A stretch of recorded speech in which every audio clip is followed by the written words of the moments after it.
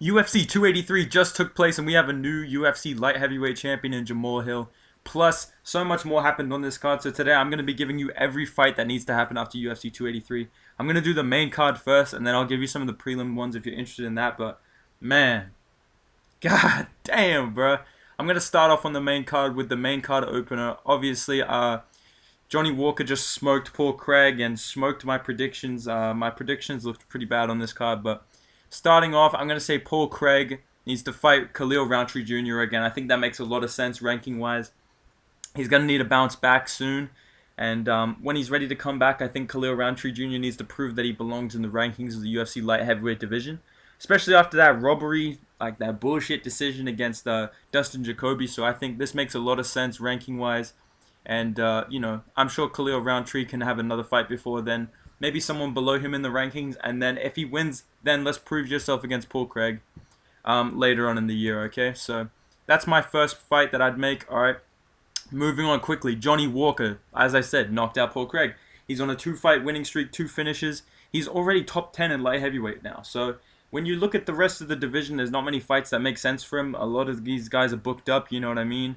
Glover Teixeira just dropped out of the division. Jamahal Hill just moved up to the champion, Yuri Prohaska's injured. So I think that the most logical fight that makes sense for Johnny Walker, someone who is preparing to be on this card, I reckon Anthony Smith and Johnny Walker should fight each other, okay? Anthony Smith versus Johnny Walker makes sense ranking-wise. He's not going to get the Jamahal Hill fight now.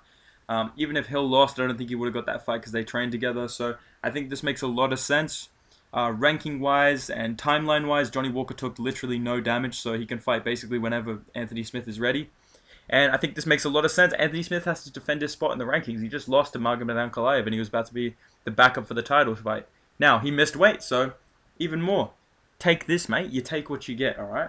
You take what you get, bro. So I think I almost said Johnny Smith. Johnny Walker versus Anthony Smith makes sense as a fight to do next. I think that would be an awesome fight, and I'd be very interested to see Anthony Smith's jiu-jitsu, Anthony Smith's chin versus Johnny Walker. That'd be a good fight. Okay. Jessica Andrade absolutely fucking destroyed, what's her name? Lauren Murphy, bro. Lauren Murphy literally did nothing the whole fight. Just got beat up. Pretty tough to watch. Unfortunately, Valentina Shevchenko already beat Jessica Andrade, and she's already booked for a title fight in March. So I think the next best thing for Jessica Andrade, if she wants to stay at flyweight, is a fight with Manon Fiora. Okay, Manon Fiora is the #1 contender. Jessica Andrade just destroyed the #4 contender. So I think this makes a lot of sense ranking-wise if she wants to stay at flyweight. If she wants to go down to strawweight, she already has a win over Lemos. Maybe she can go down and fight, I don't know, Rose Namajunas. Maybe do a trilogy with her if she wants to come back with a fight like this. I don't know. There's so many options for Jessica Andrade, but just sticking to flyweight, I'm going to say her next fight should be Manon Fiora at flyweight, okay?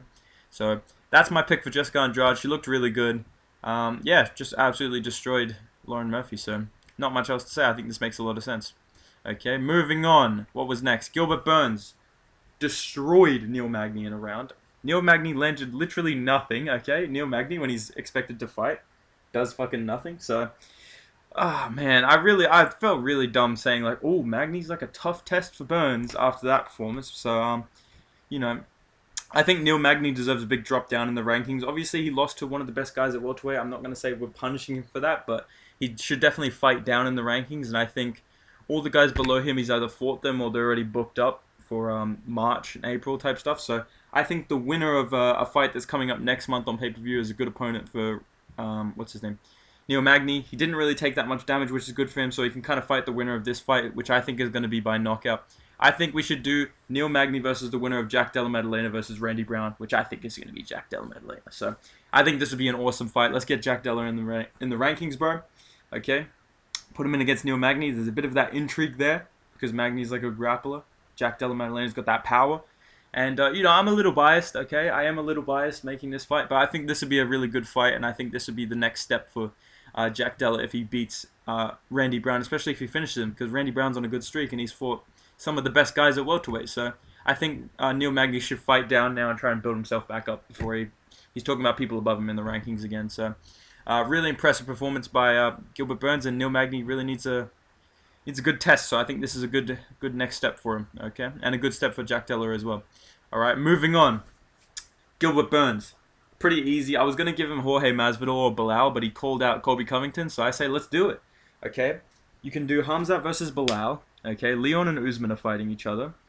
Hamza wants to fight Colby, but we don't know what's up with Colby. I have a weird feeling that Colby miraculously is going to just appear again in the UFC and fight Gilbert Burns now that he's been called out. And I think that's a better matchup for him than Hamza Chimaev, so I think he'll definitely take that. And Hamza will end up fighting Bilal, maybe on UFC 287. Go check out my video about that if you haven't seen it already. And yeah, I think this makes a lot of sense, and this kind of gives us some clarity at welterweight. If Colby turns it down, then let's do Gilbert versus Masvidal at a pay-per-view later in the year, mid-year. I think that'd be a huge fight, and they both kind of want that fight. So if Colby doesn't want to fight Gilbert Burns, we'll do Gilbert Burns versus Jorge Masvidal. But those are my two options. I think he should fight Colby. All right. Moving on, co-main event. Dude, let me just talk about this co-main event real quick, okay? Good job, Brandon Moreno. You did good, bro. Okay, we all know what's next for him. Why was the commentary acting like he just 10-8ing... Why were they acting like he was 10-8ing fucking Figgy the whole fight? Dude, the commentary, it was like they were watching the Hill versus Glover fight.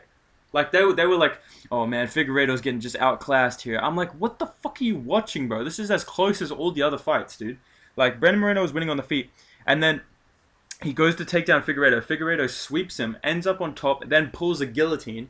And he pulls the guillotine, almost gets him.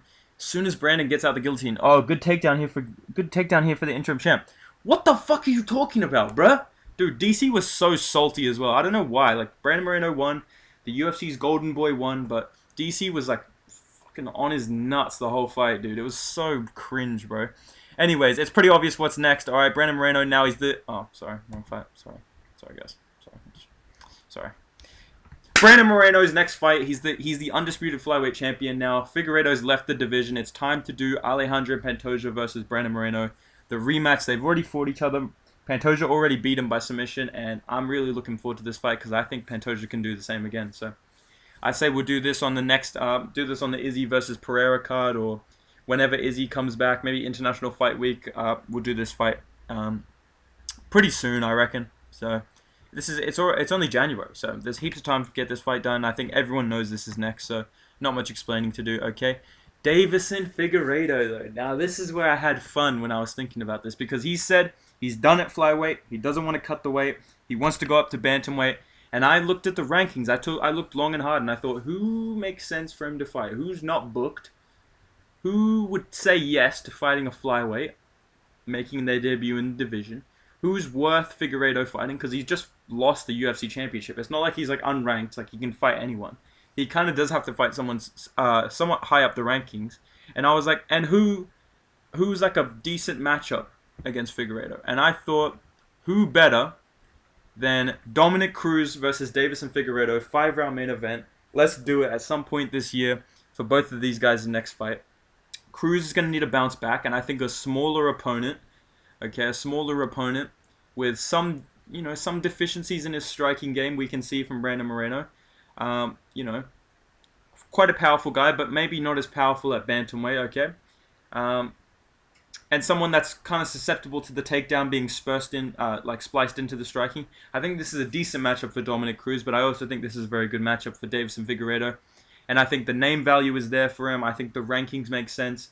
I think both of these guys have a bit of a name, so I think this would be a perfect 5-round main event at some point later in the year. Maybe in the Apex, or maybe if they get in front of a crowd. I think this would be a really cool fight night main event, and I think this is the next fight to do for both of these guys. So it just kind of came to me when he said he was going to go to bantamweight. I didn't even really think about that, but I'm really happy with this fight. Drop a like if you enjoyed that fight, bro. Let me know if you fucking want to see this fight, bro, because I know this is a good fight. All right. Moving on, main event: Jamahal Hill, completely outclassed Glover Teixeira. I'm very, very impressed. I'm very blown away. I'm very happy to be wrong about my picks because he looked really good. Unfortunately, Glover retired. I was really sad to see that, but what a legend of the game, bro. Like, fuck, man. He still did good. Like, the fact that he was losing, but he's made it to the decision is actually insane with some of the stuff Hill was throwing. But it's pretty obvious what's next, all right?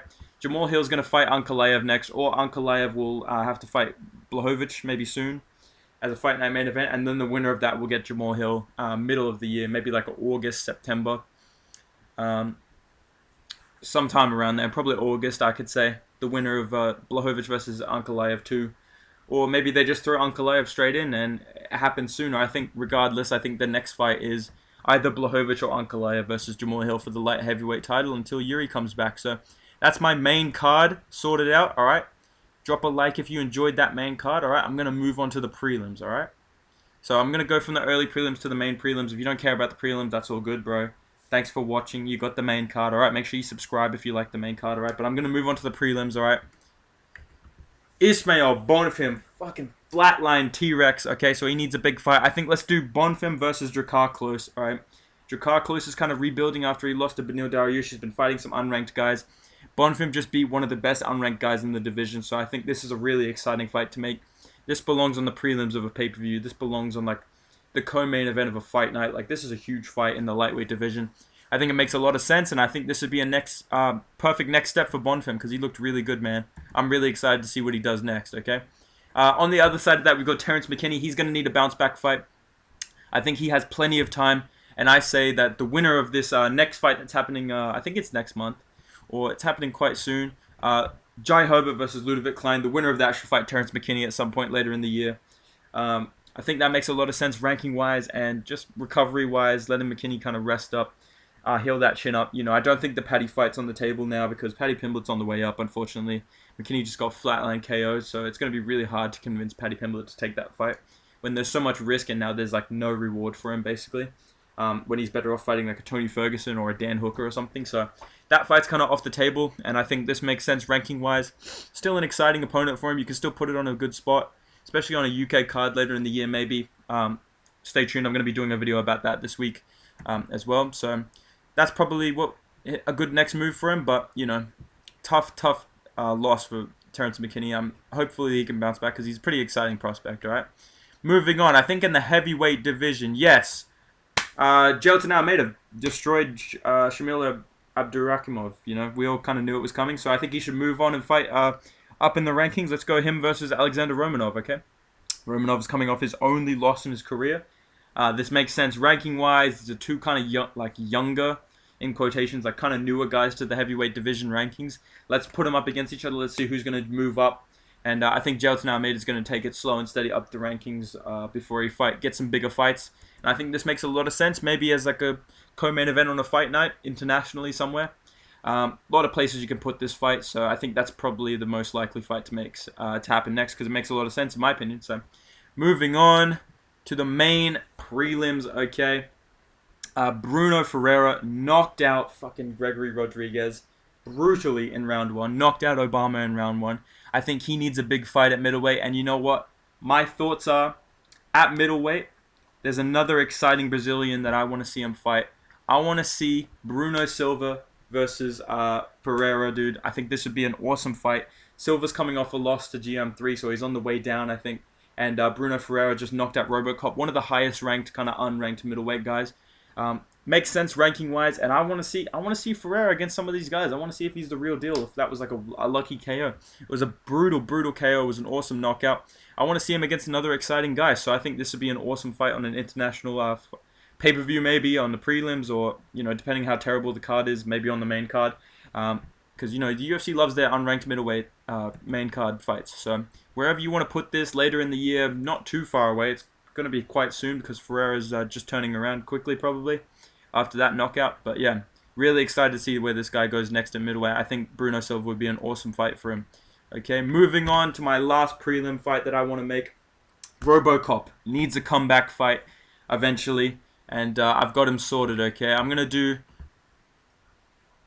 Gregory Robocop Rodriguez versus Punahele Soriano. Both of them just got knocked out recently. Back-to-back weeks of UFC, so the timelines really make sense. Rodriguez is going to need a lot of time to heal up, and I think Soriano is going to take a lot of time off as well. I think you bring these two back some point later in the year, and this would be an awesome fight. Excitement guaranteed. Someone's going down, you know, and we've got to give one of these guys a knockout win to kind of build them back up. So I think this is a good way to sort out who's the real, like, exciting knockout artist that could go down at any moment in the division. So let me know what you think of these fights down below. Let me know what you think of UFC 283 down below. Did you get your picks right? Did you get them as bad as me? Let me know what you think down below, boys. Drop a like on the video as well, and subscribe for more fights to make videos, and more matchmaking videos, and more UFC picks in future. Alright, boys? I'll see you in the next video, boys. See ya.